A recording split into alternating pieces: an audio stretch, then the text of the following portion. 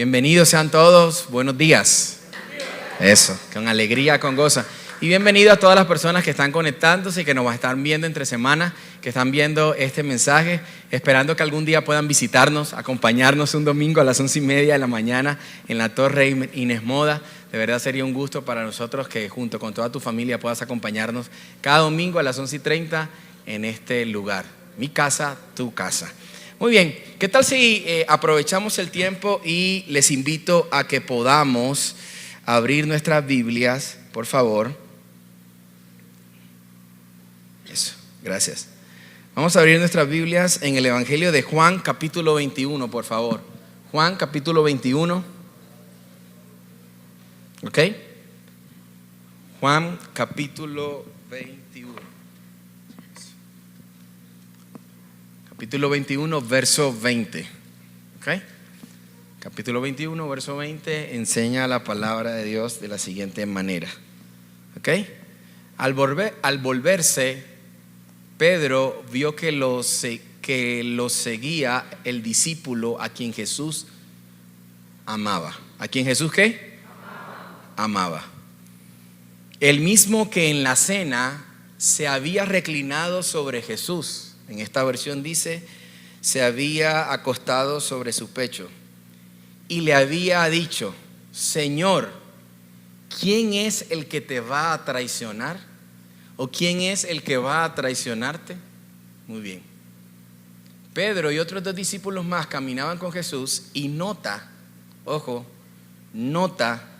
que quien viene atrás es Juan, el discípulo amado, a quien Jesús amaba. ¿Ok? Y le pregunta, ¿ok? Le dice, ¿y por qué este viene con nosotros? En fin, toda una historia. Pero la palabra resalta y dice, el mismo, el que en la cena se había reclinado sobre Jesús y le había dicho: Señor, ¿quién es el que va a traicionarte? Muy bien. Padre, en esta mañana habla a nuestras vidas, habla a nuestros corazones. Queremos escuchar tu voz, queremos oírte. Tus palabras producen vida, tus palabras producen fe y tus palabras cambian nuestra tristeza en alegría. Tus palabras nos llenan de esperanza, tus palabras nos alimentan y eso es lo que queremos ahora. Que mi espíritu, mi mente, mi alma y mi corazón estén listos para oír tu palabra, para oír tu voz. Esa voz que crea donde no hay nada, que sana donde hay enfermedad, que liberta donde hay cautividad. Esa voz que resucita lo que está muerto en nuestro interior. Hoy nos exponemos a tu palabra convencido que ella cumplirá el propósito por el cual tú le envías. En el nombre de Jesús, amén y amén. Muy bien, he titulado esta conversación que quiero tener con ustedes íntimos. ¿Ok? Íntimos. Y de verdad no sé cuántas de las personas que están aquí puedan tener personas íntimas en su vida, ¿no? Pero a veces estamos rodeados de muchas personas, estamos rodeados de mucha gente, pero cuando ya nos toca clasificar o cuando nos preguntan un poquito acerca de personas íntimas en tu vida, parece que uno como que lo piensa muy bien. Sobre todo para definir un poquito qué tipo de características debería tener esa persona o qué nos definiría poder considerar que es una persona íntima. Muy bien. Yo aquí hice un listado de 4 cosas que yo considero por el cual alguien es una persona íntima en mi vida, ¿ok? Y podría decir que una persona íntima es con aquella que yo tengo una comunicación constante. Constante es con una frecuencia muy alta, ¿ok? Una comunicación constante. También yo pude definir que tener una relación íntima con alguien es que puedo tener conversaciones honestas y hablar desde el alma. No hablar desde mi intelecto, no hablar desde lo que deseo, no hablar desde mis hobbies, sino que puedo tener conversaciones honestas y es decir que hablo desde mi alma. Para mí, con alguien que puedo tener ese tipo de conversaciones, la considero alguien cercana, alguien íntima. Entonces puedo también tener comunicación constante. Te he dicho 2 cosas que definen un poco la cercanía que puedo tener con una persona. Una tercera más que identifiqué es que es compañía en medio de la prueba. O sea, está siempre conmigo cuando yo estoy en la inmunda. ¿Cuántos algún día se han sentido en la inmunda? ¿Ok? ¿Cierto que sí? ¿No se han sentido en la inmunda? Y esa persona está ahí o va a estar ahí en la inmunda. No importa a qué huelas, ella va a estar ahí. ¿Cierto que sí? Muy bien. Los que no van a estar un poquito así distantes porque no hueles bien, porque la situación, en fin. Pero eso considero yo. Y por último, identifiqué que una persona íntima para mí es aquella con la que comparto alimentos. La que soy capaz de invitar a mi casa y dejar de comer para que ella sea atendida. Esas son mis calificaciones para considerar que alguien es íntimo en mi vida. Te las voy a repetir otra vez. Comunicación constante, conversaciones honestas, es decir, hablo desde el alma, compañía en la prueba y compartimos alimentos juntos. Eso me define a mí que una persona está muy cerca. Pero estoy rodeado de muchas personas. Eso es cierto como todos nosotros. ¿Por qué quiero hablarte de íntimos? Porque sencillamente, deteniéndome un poco a observar la vida de Jesús, resulta que a Jesús lo acompañaban y cuando Jesús caminaba sobre la tierra, había muchos grupos de personas que se acercaban a Él, pero no todas estaban cerca a Jesús. No todas estaban cumpliendo un lugar de intimidad con Jesús. Voy a repetir eso otra vez. Mientras Jesús estuvo en tierra, cumpliendo su propósito en la tierra, muchos grupos de personas estaban alrededor de Jesús. Y voy a clasificarte un poquito acerca de eso. Pero no todas eran íntimos. La invitación de Jesús para con todos nosotros es que tengamos una relación íntima con Él. Lo que Jesús está esperando de ti y de mí es que podamos tener intimidad con Dios. Nuestra relación con Jesús, nuestra relación con Él está basada en que podamos tener una relación tan profunda, tan íntima con Él y no una relación a distancia. Lo cierto es que en la asistencia de Jesús y su paso por la tierra, puedo notar en los 4 evangelios, leyendo los 4 evangelios, que había muchos grupos de personas que caminaban o que se acercaban a Jesús, pero pocos eran los que construyeron una relación íntima con Él. Y Dios está esperando que cada uno de nosotros tengamos una relación íntima con Él. Ahora, la pregunta hoy, que al final, ¿qué pretendo? Que podamos identificar en qué grupo de personas me encuentro hoy. Ahora, y no está mal que puedas identificar que todavía no eres de los íntimos y cercanos, porque no todos llegamos a ser íntimos y cercanos de un solo. ¿Ok? Yo podría decir que yo tengo 30 años de conocer al Señor y tengo que decir que no siempre he sido íntimo de Dios. Y que cuando conocí a Él y decidí conocerle y entregarle mi vida, no era un íntimo. Pero con el paso del tiempo he tenido momentos donde puedo considerar que tengo una relación íntima con Jesús. Pero también tengo que ser honesto contigo y decirte que en esta temporada, muy larga por cierto, he descubierto en momentos que he dejado de ser íntimo de Jesús. Y me encuentro muy lejos de Él y yo digo, no, tengo que volver a mi intimidad con Él. Tengo que volver a conectar con Él. Tengo que volver a hablar honestamente desde mi alma con Él, porque estoy hablando desde mi conocimiento. En fin, y me ha pasado a mí. Y hoy pretendo que puedas clasificar en qué lugar de cercanía con Jesús te encuentras. Y voy a hablarte de este grupo de personas que rodeaban a Jesús para que podamos encontrar un camino de llegar a hacer con Jesús eso, tener una relación de intimidad y no una relación de conveniencia. Oye, el primer grupo que yo veo que rodeaba a Jesús era la multitud. Diga conmigo multitud. Y el que está a tu lado, multitud. ¿Okay? Yo más bien diría el montón. Pero quiero ser prudente y lo voy a llamar multitud. Pero si me preguntas realmente cómo quisiera llamar a esta gente, el montón. ¿Ok? Y el montón es el montón. Así de simple. La multitud, siempre que Jesús hablaba en público, siempre que Jesús estaba en un escenario público, predicando, enseñando, esa multitud siempre estaba ahí. Era rodeada, Jesús siempre estaba rodeado por una multitud que estaba cerca, pero no estaba interesada en su persona, sino en lo que Jesús podía darles.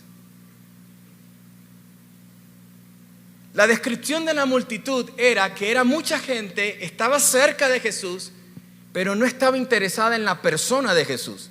¿En quién era Jesús? Solo estaba interesada en lo que Jesús podía darle. Es decir, estaban por los panes, por los peces, estaban por las sanidades. Como descubrieron y supieron y escuchaban el rumor de que había un hombre que sanaba a los enfermos y que sanó al lunático de Gadara o al endemoniado de Gadara, toda la región de Gadara y los pueblos vecinos se fueron a ver quién era ese hombre, porque yo también tengo una suegra lunática, porque yo también tengo una esposa lunática, porque yo también tengo un marido loco. Y entonces comenzaron a ir y a llevarle a los enfermos y llevarle a los endemoniados, porque yo necesito que ese hombre pueda liberar, sanar, restaurar. Es decir, las multitudes siempre se acercan a Jesús no por lo que Jesús es como persona, sino por lo que Jesús puede darles. Porque tienen la necesidad de que Jesús pueda responder a sus necesidades. Pero ¿qué pasaba con las multitudes? Después que Jesús las alimentaba, después que saciaban su necesidad, la mayoría de estas personas se iban a su casa y seguían sus vidas normales. Las multitudes tienen la particularidad que se acercan a Jesús y después que obtienen lo que necesitan de Jesús, una sanidad, la restauración, el trabajo, el milagro financiero, la paz que tanto necesitaba porque estaba angustiado y no podía respirar, pero fui a la iglesia y me sentí mejor. Después que obtenemos la necesidad, volvemos a nuestras casas y chao. Las multitudes. Y cuando se enteraban que otra vez Jesús estaba en campaña y que iba a dar un gran mensaje, las multitudes otra vez se acercaban. Es decir, te enteras y recuerdas que otra vez hay un domingo y vuelves. Pero entre semana, nada.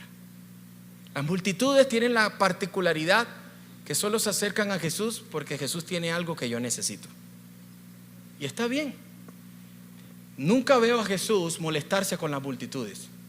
Nunca veo a Jesús estar bravo o ser excluyente con las multitudes. Nunca veo a Jesús regañar a las multitudes. Jesús enseñaba, los abrazaba, predicaba, punto. Cuando Jesús sanó a 10 leprosos, dice la Escritura, 10 multitudes, 1 íntimo.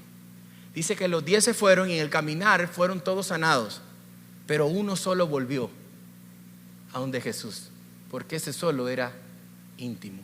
Porque ese solo quería tener una relación íntima con quien lo había sanado. Los demás habían obtenido algo de Jesús y se fueron a sus casas, se fueron a sus vidas, continuaron sus vidas. Y está bien, y Jesús no tuvo problema con eso. Pero solo uno. Y cuando llega, Jesús le pregunta a ese, dice, ¿y dónde están tus otros compañeros? Porque no fuiste el único sanado. Porque Jesús está esperando que en realidad lo que quiere contigo es tener una relación de intimidad. Jesús dejó su trono, Jesús dejó su condición de Dios, Jesús dejó su trono, el cielo, y tomó forma de hombre para sufrir, no, para tener intimidad con nosotros, para relacionarse con nosotros. Pero podemos ser parte de la multitud. Créeme que fui parte de la multitud, y créeme que a veces soy parte de la multitud, que solo estoy cerca de Jesús porque necesito. Cuando siento que mi vida está en la inmunda, ay Señor, ay por favor, no lo permita. La multitud. Pero ese es un grupo de personas, la multitud. Aquella que se acerca a Jesús, cuando Jesús responde su necesidad, vuelven a casa y se olvidan del Todopoderoso. Se olvidan de quien les dio la casa, el empleo, la restauración, el novio, el esposo, la esposa, el trabajo, la casa finca, en fin, nos olvidamos de todo. Porque solo necesitaba a Jesús para que respondiera una necesidad en mi vida. Muy bien, continúo. Hay otro segundo grupo en la historia de Jesús y en la vida de Jesús que rodeaban y que estaban cerca de Jesús cuando Jesús caminaba y en su existencia, y es los religiosos. ¿Ok? Los religiosos. Este segundo grupo de personas, siempre que Jesús enseñaba o hacía un milagro, había un fariseo cerca. Siempre había un fariseo o un escriba o un saduceo, que eran los grupos religiosos del momento de Jesús. Siempre que Jesús enseñaba y hacía un milagro, había un fariseo cerca. Estaban cerca para encontrarle un error o intentar acusarle. Los fariseos están cerca de Jesús no porque les interesa aprender de Jesús, sino porque estaban queriendo estar atentos para ver en qué Jesús se equivocaba, para acusarle o para corregirle, o porque los fariseos, es decir, porque los religiosos siempre saben más que todo el mundo. Los religiosos saben más que Jesús. Es que ya yo tengo en la iglesia 10 años. Todas las iglesias son las mismas. Yo conozco, mi papá, mi abuela era apóstol, mi abuela era pastora. Mi abuela me sentaba, yo conozco lo que dice la Biblia. Yo sé que la Biblia tiene 66 libros. Yo sé que el Nuevo Testamento tiene 27. Yo sé cuál es el Pentateuco. Saben todo lo de la Biblia. Y te pueden narrar todos los libros de la Biblia. Te saben el paseo, todo. Hasta el diablo se sabe la Biblia. Pero el diablo no andaba detrás de Jesús. Pero los religiosos sí andaban detrás de Jesús. Y los religiosos estaban cerca para encontrar un error, para intentar acusarle. Y hoy existen los fariseos o los religiosos modernos que están en las reuniones solo para analizar. Y a veces tenemos un fariseo adentro que nos hace sentar ahí y se equivocó Paulina. Y yo no entiendo cómo dejan cantar al peludo ese ahí en el bajo, ese con un pelo ahí. No entiendo. Y paramos así. Y entonces está, ¿y por qué ese? ¿Y por qué no? Y hoy ¿dónde está Andrés? Y yo nunca veo a la pastora. Están criticando. Están pendientes de todo. Así estaban los fariseos, atentos a ver cada movimiento de Jesús, cada palabra de Jesús, porque ellos saben más. No, pero eso no es así. No, pero es que es así. Y todos tenemos un fariseo por dentro que intenta relacionarse con Jesús desde esa óptica.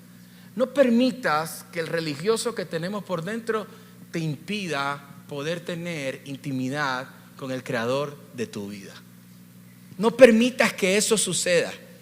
Entonces los fariseos creen que saben todo, pero no saben más nada sino criticar. Pero en este tiempo, aunque están escondidos, Dios está desenmascarando su estado de piedad y su estado de sabiduría y los está sacando a la luz.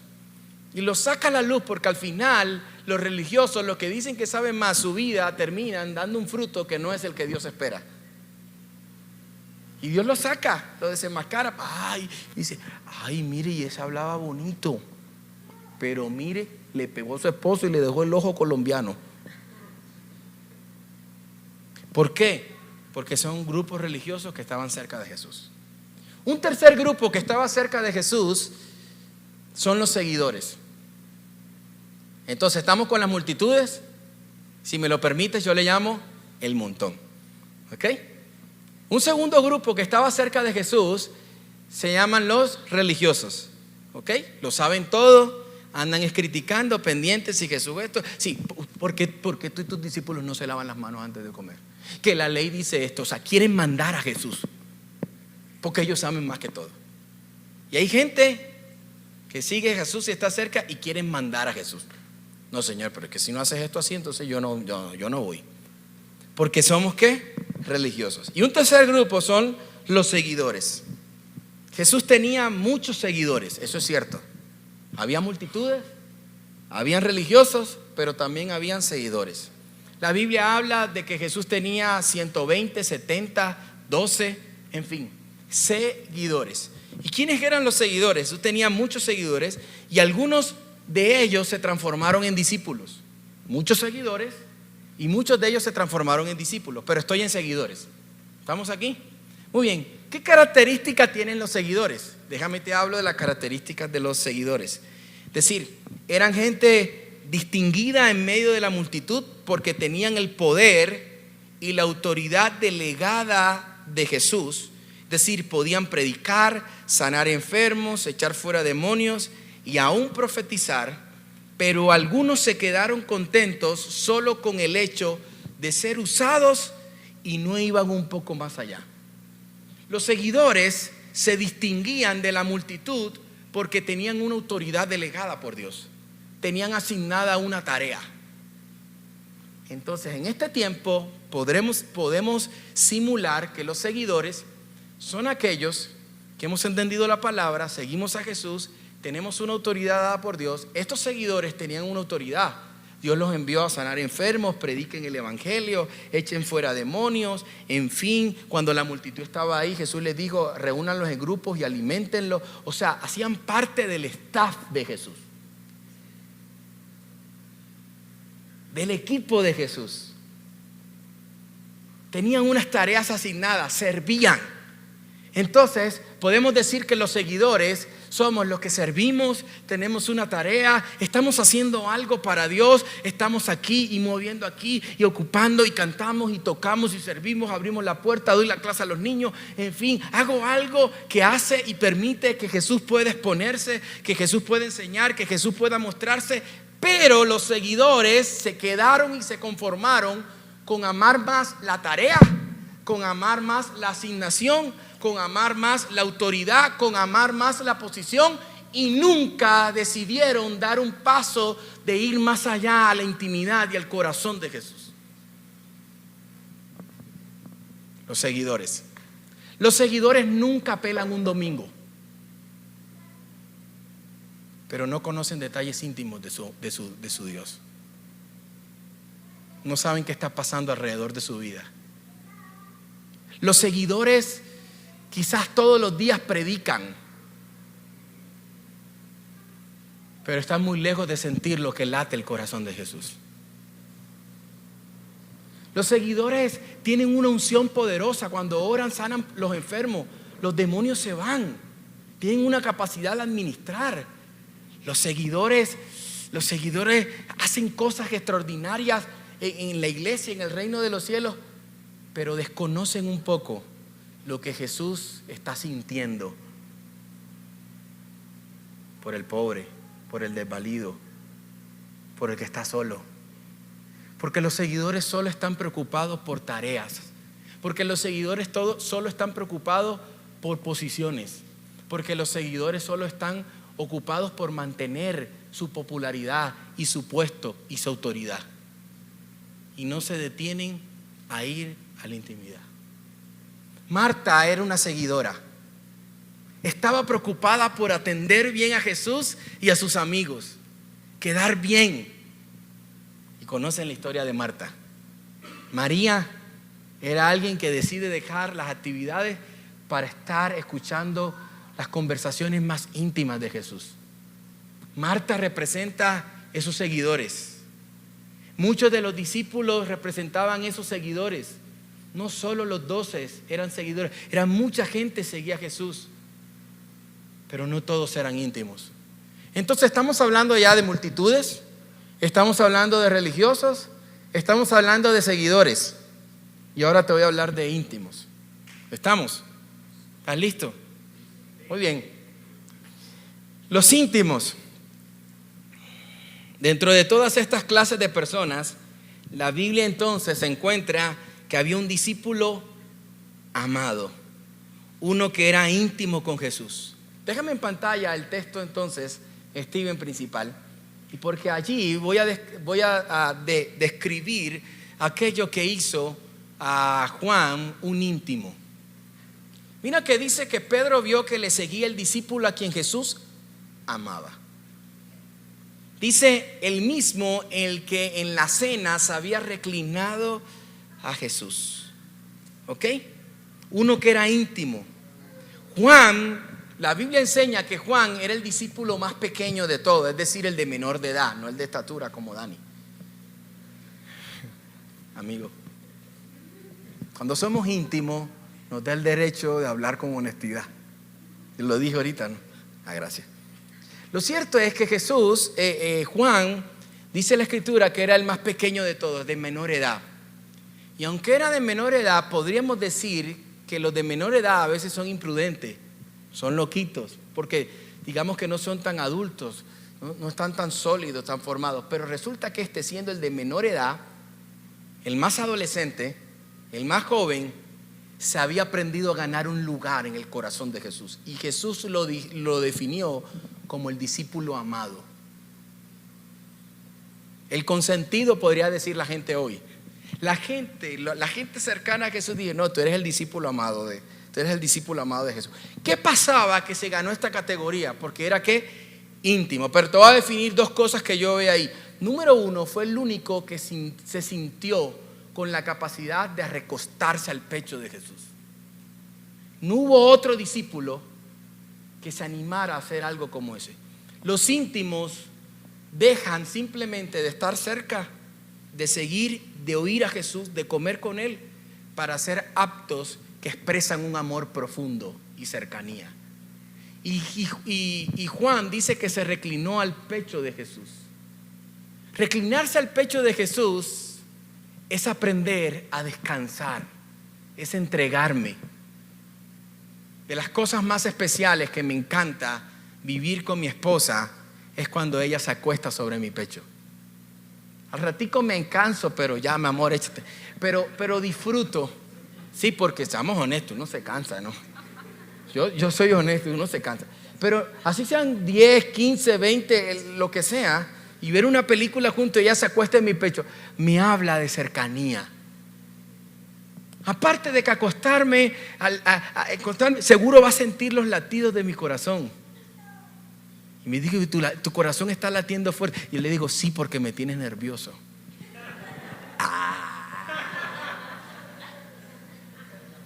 Se prepara una gran noche.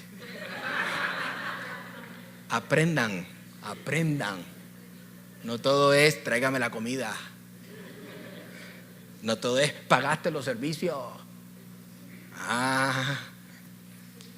Recostarse al pecho de Jesús es querer estar más allá de lo que veo. Quiero estar dentro en tu alma. Los íntimos se preocupan por pequeños detalles que no todo el mundo hace. Pero también el texto dice que fue el único que se atrevió a preguntarle en el momento más íntimo de la relación de Jesús con sus discípulos, ¿quién es el que te va a traicionar? Te voy a decir por qué. Porque los íntimos es el que puede estar más cerca del alma de Jesús, pero también tiene la confianza de preguntarle a Jesús, ¿cuáles son tus planes? Fue el único que le preguntó, ¿quién es el que va a traicionarte? Yo quiero saberlo. El íntimo hace preguntas que la multitud no hace, que los religiosos por supuesto no hacen y que los seguidores nunca harán, porque los seguidores están ocupados en las tareas. Pero el íntimo está preocupado por saber lo que siente su amado, su Dios, sobre situaciones. El íntimo hace preguntas que no toda la gente hace. El íntimo es capaz de llegar y decir, ¿qué tienes, papi? Te veo extraño. Los demás hijos no se dieron cuenta, pero hubo uno que se dio cuenta y hizo una pregunta que nadie más hizo. Podemos salir de esta reunión y solo mi esposa, cuando lleguemos a casa, va a hacer una pregunta que ninguno de ustedes va a poder hacer. ¿Qué tenías hoy? Te noté extraño. Porque me conoce, porque conoce mis gestos, porque sabe mis apreciaciones, porque sabe la fuerza con la que puedo transmitir un mensaje y cuál no. Solo ella puede decir, no te sentí cómodo hoy. ¿Qué sucedió? Porque me conoce. Los íntimos hacen preguntas que los demás no pueden hacer. Los íntimos les interesa cómo está Jesús. Los íntimos expresan y preguntan lo que Dios quiere que suceda. ¿Quién es el que te va? Jesús está en la relación más íntima, es en la última cena, lo que la Biblia describe en la última cena. Diciéndole lo más íntimo, ¿saben qué? Alguien me va a entregar y voy a morir, pero tengan calma. Jesús le está contando al grupo más cercano y más íntimo para Jesús algo interno en su vida.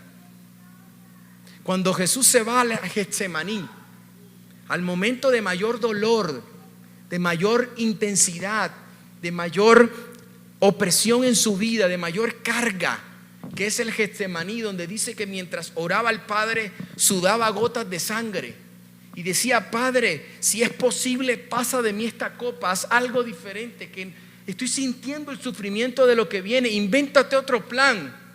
Y cuando Jesús quiso vivir ese momento, dice que se llevó a 3, no a los 12. Porque Jesús quería tener un momento, no quería estar a solas, quería estar con gente cerca allí, que lo entendiera.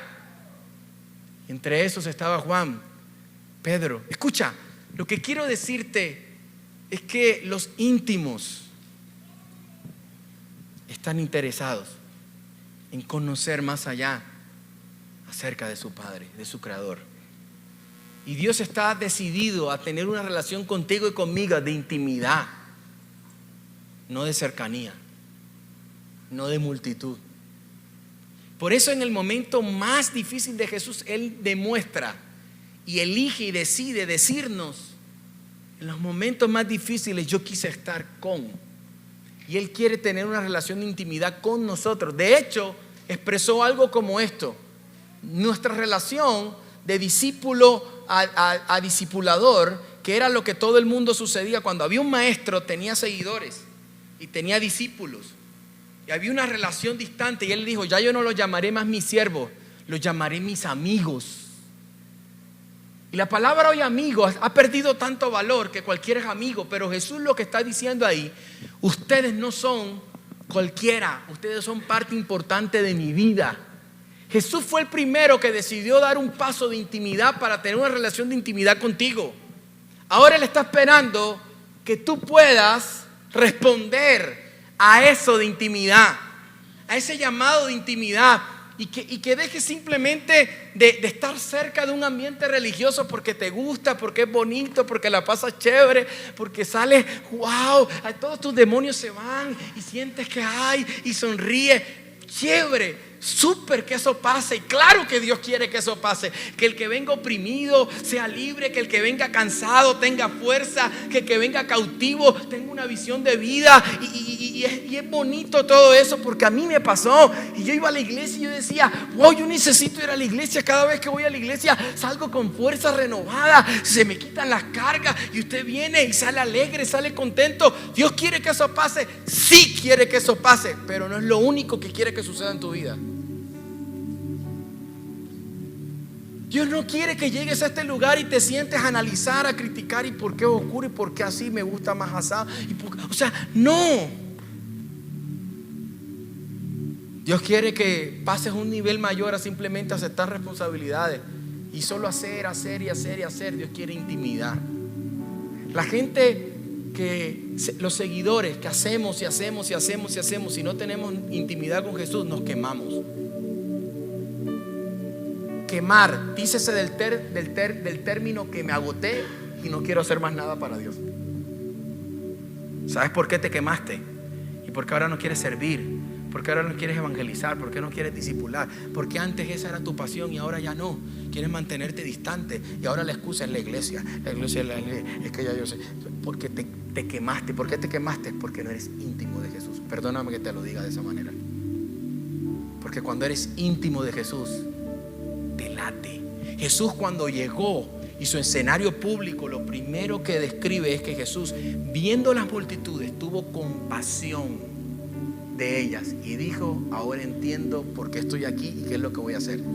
Cuando tienes intimidad con Dios, tienes compasión por su obra, compasión por los perdidos, compasión por las familias que están destruyéndose. O sea, te duele lo que a Jesús le duele porque eres íntimo. Pero cuando eres indiferente a las necesidades que te rodean de la gente y si te conformas solo con llenarte y estar bien tú y que todo esté bien tú y tu familia y todo bien, es porque eres de las multitudes. Y Dios no tiene problema con eso, te ama, pero estás perdiendo el privilegio de vivir en intimidad con Él. Y fue en ese momento donde Jesús definitivamente decidió ser íntimo. ¿Quiénes somos para Jesús? ¿Sabes? Los íntimos fueron los únicos que supieron, y Jesús les dijo los secretos más difíciles de su vida. Los reunió en una mesa, porque el acto más sagrado de Jesús de intimidad siempre era una mesa, y les contaba sus cosas. Los íntimos escucharon cosas de Jesús que más nadie, las multitudes, nunca supieron. Cenaba con ellos. Por eso hay algo que se llama la última cena.